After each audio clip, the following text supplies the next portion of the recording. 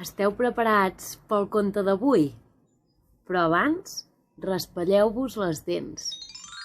I si tot fos tan senzill com somiar? Somiar, imaginar com a possible o realitzable alguna cosa que no és d'esperar, de molt difícil realització. Un hipopòtam que vola, serps que parlen i cargols al ventre d'un cadell de tigre. Deixa que et vingui la son, deixa que et vingui la imaginació i potser, així, tornaràs a ser un nen. Deveu pensar que aquest és un terrat normal, oi? Doncs no, aquest terrat és màgic.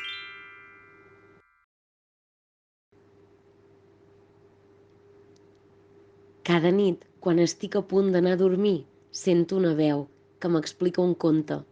De vegades em ve veure un gall que de tant cridar es queda afònic. D'altres, un cadell de tigre que li encanta menjar cargols. De vegades ve un gripau que li agrada fer surf pel riu. I si no, un hipopòtam que vol aprendre a volar. De tant en tant ve un cocodril que té unes dents que semblen diamants. I si no, un cranc tan presumit que no para d'emmirallar-se al mirall. I a vegades, quan és molt fosc, ve un paó de colorins que em fa companyia fins que em quedo dormida. Voleu saber què és el que em diuen? Ara us ho explico. Charles, el gall cridaner.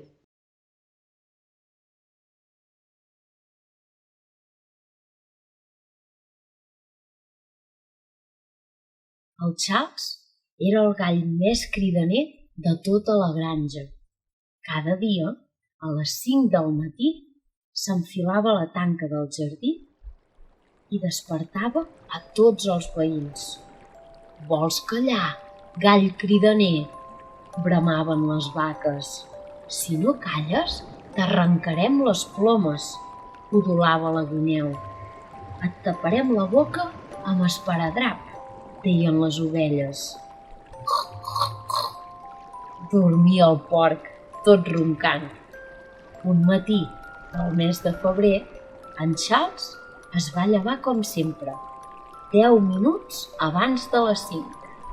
Es va mirar al mirall, es va pentinar la cresta, es va rentar les dents i es va enfilar a la tanca. Però a l'hora de cantar, ningú no el va sentir. I és que el Charles s'havia quedat afònic. Les vaques dormien al camp. Les ovelles s'arronsaven entre l'herba. La guineu geia dins del cau i el sol va deixar de sortir. Després d'una setmana sense veure el sol, els animals es van començar a cansar de tant dormir. Si el Charles no canta, no sortirà mai més el sol, va mugir la vaca. Aniré a demanar consell a la lluna, va udolar la guineu.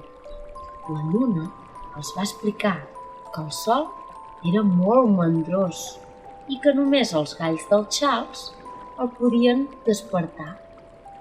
Aleshores se'ls va acudir una idea: fer-li una bufanda. Així, durant l'hivern, es podria abrigar el coll i no es quedaria afònic.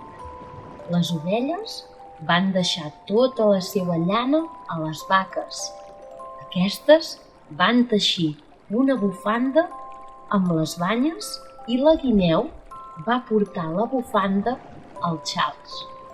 El gall, ben eixerit, se la va lligar al coll i de tan content com estava, li va tornar la veu.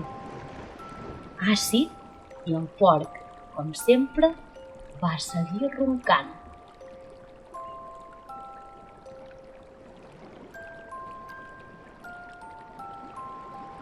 I vet aquí un gall, i vet aquí un tigre, que ja s'ha fos aquest llibre.